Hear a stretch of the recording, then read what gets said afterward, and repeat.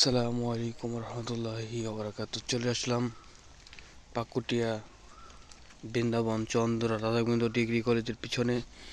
এখানে চৌরস গুড় রস পাওয়া যাচ্ছে, জাল দিতেছে রস।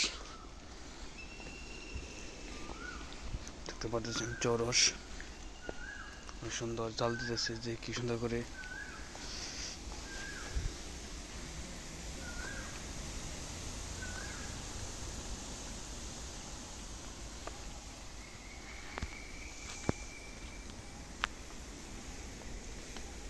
বাসনা সেই